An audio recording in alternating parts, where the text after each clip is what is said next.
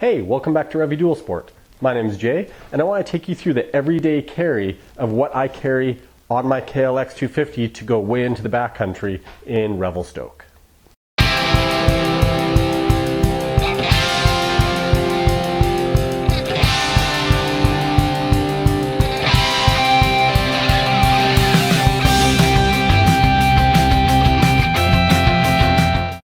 Okay, so first, let's start with some of the Farkles and that type of stuff that I've put onto this bike just to make quality of life a bit better, as well as just general usability of the bike. Of course, I'm not going to get into the powering of the bike and all that, but definitely a 13-tooth front sprocket is the first thing you want to do to any KLX if you're going to be primarily off-road. Even if it's just forest service roads, that type of stuff, you're going to be able to cruise easily at 90 kilometers an hour with that 13-tooth on it. And it just gives you so much, you get a little bit more pickup quicker because you've got such a lower gear ratio in the front. You get through the RPM range so much quicker, and you can get to climbing really quickly because this bike doesn't really get torquey till about 6,500 RPM, 7,000 RPM. Starting at the top at the front, little windscreen mod that I did. So that is a DRZ 400 windscreen mod. It's basically a trash can that's been cut and shaped and Velcroed on. That basically keeps the wind off you when you are having to cruise at 90 kilometers an hour for, say, 30 minutes and it's not a super warm morning because you started a little bit early. Lets you sort of hide from that. Or if it's raining, keeps the wind off your visor a bit if you're really hunkered down behind it. Of course, the phone mount, everybody's got to have a phone mount, whether you have like a rock form mount or just the X grip or this is a cheap Chinese X grip, as well as USB power there coming right off the battery on the bike. Just so you can, be looking at your Gaia GPS maps or whatever you want to be or checking out as far as mapping goes on your phone, making sure that you're charged all day long. Swapped out my mirrors for these little guys here. I can toss a link to description of all the Farkles and stuff in the description there. These are just nice because you can fold down, get them out of the way. I ended up breaking a couple of mirrors just going through thick brush, or they're getting stuck and coming loose. I wanted something I was able to tuck away, and you know what, it's $20 for a new mirror if one of these breaks. So that works out really well. Bar risers, of course, because I'm a little bit taller guy. Bash guards for the radiators, skid plate on the bottom. One of the things I did here was to take more fuel with me. I was actually able to use two screw mounts. I took the helmet mount, the helmet lock off, and used that hole to secure a piece of aluminum plate that I was able to mount some pipe clamps onto that holds a 1.5 liter fuel canister there. And that's worked out absolutely awesome. That's one of the Primus fuel canisters. As well on here, I have a little hatchet that has fire starter in the bottom of it there. So you've got a little ferro rod that you can just quickly start a fire with if you need to for lunch, and the hatchet to clear trails or find wood or whatever you have to do, really. That's about it for the outside of the bike. There wasn't really much else for mods aside from just good rubber. If you're going to be spending time off-road, that's sort of the number one thing. Oh yeah, cargo net. Cargo net's absolutely awesome, so that if you want to end up like picking something up from the post office or anything like that, you can just toss it on, strap it in. I put little holes in the bottom so that it clips right in, and you've got a way to secure something to get it home quickly. So as far as everyday carry goes, not all the items in this case right now are everyday carry, but they are for the most part. So I'm going to start with a non-everyday carry rain gear. Awesome to have this stuff. This is Revit rain gear. If you see rain in the forecast, toss it in. What's the worst that happens? You carry it, you don't use it. I'm going to toss them over here because they're not really everyday carry. But most of this stuff from this point is. Spare tube. I always carry the front tube. You can always fit that 21-inch front into an 18-inch rear in an absolute pinch, and it will get you back to civilization. If you were to carry just the rear, you'll have a heck of a time trying to get it onto that 21-inch front tire. This will get you out, however, and for the 20 bucks or whatever it is for a tube, totally worth carrying it if you're going way back into the bush, 50, 60, 100 kilometers into the bush. Next thing, first aid kit, and I'll get into this a little bit more later, so I'm just going to set it off to the side. Tire pump. You can get just a little hand pump or a foot pump. You don't get a whole bunch of space savings. One of the things I did was just put a power lead off so that it's just sort of protected here. So you can plug something like a pump or a battery tender or whatever directly into the battery. It's fused. It makes changing tires easier. Once again, like $20 to pick up a little slime pump. There's a ton of different pumps out there. That way you can just plug in, use your bike, air up a tire, you're good to go. Some of the most important stuff to have with you, you gotta have shit tickets because, well, it's no fun using pine cones. We've all been there. One of the other things that I'm carrying now because of, and I'll tell you a story of what we used to get this guy out before, is a little tow strap, just a 20-foot tow strap. One of those things that you hope you never have to use, but the one time you want it, man, does it make a huge difference if you've got something solid and long that you can tow with. This is just a Princess Auto, like $8 tow strap. I think it was 7,500 pounds, but it's gonna live in my bike from this point forward. These guys here are from Green Chili Adventure, and they are just tie downs. So the way they've set this up is really cool.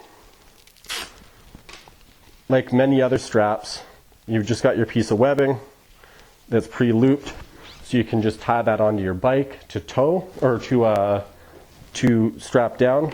These guys are all actually elastic, and they go out to the length of the webbing. There's still a bit of stretch there, so you've either got cam or double D-ring, so you can really tighten stuff down, make it stay put when you are off-road. Incredible system from Green Chili ADV. You notice I have a few of these. The story I was mentioning I was going to tell. So I'll actually toss up a photo of this because we have a few photos from this day. We were out riding with a buddy and his kids. Unfortunately, his son punched a quarter-size hole in his crankcase, drained all the oil out, and we were done. The little 70cc bike was done. And we had a kid that was not happy, and we were trying to figure out how to get that bike out of the backcountry because we were nowhere near cell service, probably 35, 40 kilometers into the backcountry.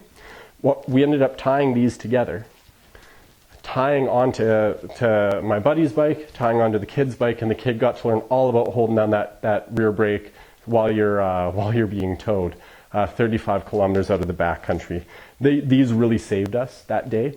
And I won't go anywhere without them at this point if I'm going into the backcountry, whether it's recovery or just trying to carry something home or trying to get a bike out or another person out or whatever. You can be towed if you have all this stuff. You can create anchor points from this tow strap to get yourself out. So super useful, handy. Another absolute everyday carry, I'll just get this out of the way for space, is going to be electric tape. Super useful. You can figure out your own situations for that. I also carry double-sided Velcro, a roll of that. You can pick that up at pretty much any electrical store. That's about a 3/4 inch size, same as the electric tape I carry. Once again, you can wrap it on itself a whole bunch of times to create a tow point, something like that. And speaking of that, Green Chili makes these things, which I happened to order a bunch of when I got my straps. They call them their ADV Sushi. Obviously, they look like little rolls, and all it is some webbing with Velcro tied to it. So once again, if you have to wrap them around itself a whole bunch, it's going to create a tow point, or you can use it to secure stuff or create another loop to tie to or whatever. Tons of different uses for this type of stuff. I find them absolutely invaluable at the weirdest times. It's not something that you use every day, but it is something I will absolutely carry every day. So, on to some tools. Actually, one more fastener. Ski straps. These things are absolutely awesome. You can pick them up at REI or Mech or Valhalla Pure Outfitters or any ski store. Used to hold poles to skis, or I've used them to hold my skins onto my skis when the glue came off for ski touring, and we were stuck in the backcountry that way as well. They'll get you out of a pickle. If you're skiing and your boot comes apart, you lose buckles, you can just tie it together. It's just a super stretchy, lots of elastic in there that tensions down and ties off with a little latch. So super awesome, absolutely great to have with you. The basic tools, definitely a little multi-bit screwdriver. This is probably my favorite tool. This is just one of the T-handle multi-bit or multi-socket deals where you've got an 8mm, a 10mm, a 12mm. With just those three, there is a 14mm as well, but with just those three, I can take my bike pretty much apart and fix anything we need to. Having that there, whether you're using it for leverage or using it to spin really quickly, absolutely invaluable to have. Everybody should have one of those, most definitely. If you do have to change a tire, anything like that, having vice grips as something adjustable instead of just carrying a wrench, I find vice grips work out a little bit better for multiple different things. Even if you have to use it, if you say break off a shift lever or a clutch lever or something like that, you could actually put that onto the end and use it to actuate the gears or the clutch lever or whatever you have to do. Two things. These pliers are actually, there's a little bit of a difference. I don't know if you can see it on there, but the difference in length is actually 4 master links, replacing when you have to break a chain or repair a chain, just to put that clip back on. The one end, basically you clip you can set the one end against the actual the link, and then you've got the clip on the other side, and it just pushes on nicely or pushes off nicely. It makes putting those clips on and taking them off take like seconds instead of minutes, and there's less frustration. I also carry now a pair of electrician snips. They're just from Klein. They're about $20. Just a really strong pair of scissors, basically, that will cut pretty much anything if you need to, or could be used as a knife if you needed to. Also in here, get into the tire stuff. Patch kit. If you can get in and you've got just a little puncture, it's easy enough to just sit, chill for 20 minutes, patch the tube. Don't have to take the whole thing apart if you know roughly where it went through. Patch it up and you're on your way. On that note, valve stem remover, an extra valve core. I carry extra bolts for my racks as well. Extra master link for a chain, $4 or $5. Totally worth having. Not worth having until you actually need it. Then it's totally worth having. For the $5, just carry one. Doesn't really make a difference. 2 little 11-inch tire irons, rubber coated to make it a little bit easier to pry. Once again, not the greatest things to use when they're only this length. However, when you need them on the trail, they're much better than nothing. Shop towel. Shop towel is super important whether you're just cleaning up after a repair or you have to make a fire. You can always dip this far into your gas tank without risking having like toilet paper come off in the tank. Pull that back out and use that ferro rod there and the hatchet to make yourself a fire real quickly. 100% success rate too. Sharpie, always good to have a pen, something to write a note or whatever you have to. Tons of uses in first aid, that type of stuff as well. And then the last non-first aid item is just the stock toolkit. Not the greatest tools, but you do have everything you need in here to fix the bike. So worth having around, that's for sure. In my top kit, little Leatherman pocket knife. This is just one of their Skelly tools. Super light, super sharp knife. Easy to sharpen as well. and keep that there. That sits in the same pouch as my insurance, so I never leave home without it. I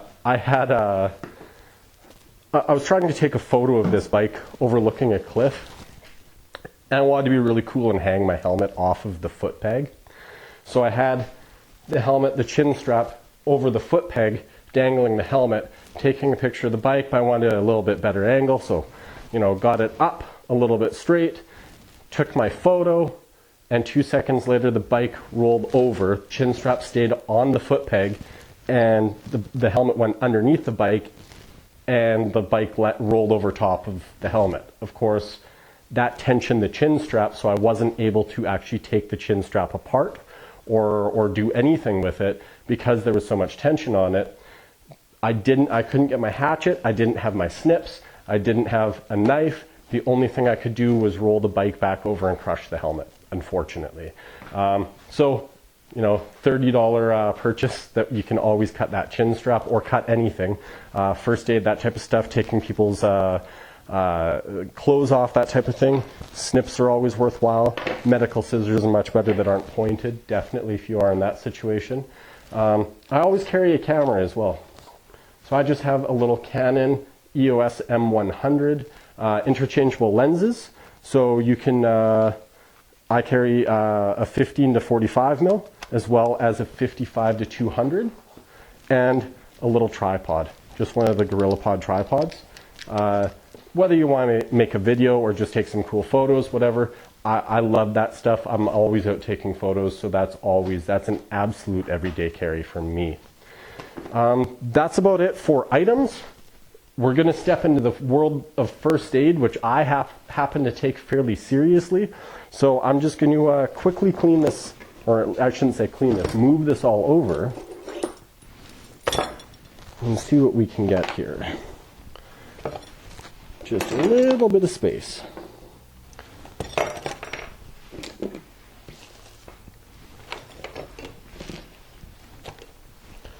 So without getting into first aid lessons, let's crack open my first aid kit. And before we get into that, there's one more item in here that I always carry, a SAM splint. If you end up with a broken arm, broken leg, this is a great quick way to immobilize it, being able to wrap around whatever you have to do. It's not perfect, but it will get you back to civilization where you can seek medical help. So there's the SAM splint. First aid kit. There's a few items in here. I'll note that I actually am on blood thinners, so bleeding is my main worry, so I focus my kit a little bit around that. However, you'll notice that there's not a lot in here for cuts and scratches and bruises and that type of stuff. Honestly, electric tape and toilet paper will get you back to civilization with busted knuckles. Not a big deal. However, if we've got broken limbs, we've got major injuries or punctures or stuff like that, we want to be able to take care of that and get back before you bleed out. So that's what my kit focuses on. So first thing, cat tourniquet. Absolute worst comes to worst, massive gash on a limb that you cannot control the bleeding. First thing we're going to do is put a tourniquet on. You can lose the limb if you do this and it stays on for too long. You should always be writing the time. Once again, Sharpie comes in handy, that you put that on your patient. And with the use of this, you're probably hitting your SOS button on your GPS sat-nav, or getting them out as quickly as possible to cell service. This is pretty serious stuff when you're down to this. Along the same line, Israeli pressure bandages. These were designed in Israel, basically during war. You can put this on, this pressure dressing on. It's basically a tensor with a bandage on it. Single-handedly, literally with one arm, you can put this on to stop bleeding and keep pressure. These are, once again, things that you shouldn't have to be using on a daily basis. For sucking chest wounds, this is a patch that if you had, say, a stick or a piece of metal go through your chest into your lung, that will seal the hole so that you're not not losing oxygen and bubbling blood out of your chest. So like I say, fairly serious first aid kit. That being said, clotting sponges, these are absolutely awesome if you have a gash that isn't going to easily quit bleeding, a very deep gash. You get that packed in there and this will force your blood to clot. Used in military, used in EMT, that type of stuff. It's a really cool thing that we're able to buy these as civilians now. That they'll absolutely save lives. The rest of the stuff is pretty benign. Gauze pad, just if you have to do a bandage. Another pressure dressing. Triangle bandage if you're trying to get a broken limb out. These guys here, emergency blanket, pretty self-explanatory.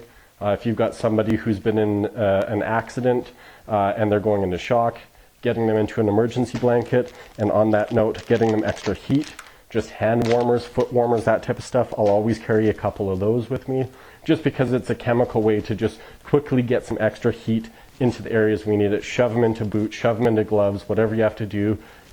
Keep the extremities warm. As I was saying, a little bit of antiseptic wipes. That's about all I carry for cuts and scratches, as well as a little bit of painkillers, just some Tylenol. That's about it as far as what I carry. That's my first aid kit. First aid kit is an absolute everyday carry. Most of the other stuff is. If we're doing short trail rides, I may not carry all the toe straps. I could always do something with some of the green chili straps. And obviously I'm not going to carry the rain kit all the time. But more or less, that's how I operate when I go way, way, way into the bush. So if you've enjoyed the video, like, subscribe, all that good stuff, and let people know about the channel. Just starting up here, we're starting to see a whole bunch better weather, and the snow's starting to melt, so we should be getting out into the backcountry and getting you guys some videos within the next month or two of some of the cool riding around Revelstoke. So look forward to seeing you guys later. Have a good one, and rock on, guys. Enjoy your rides.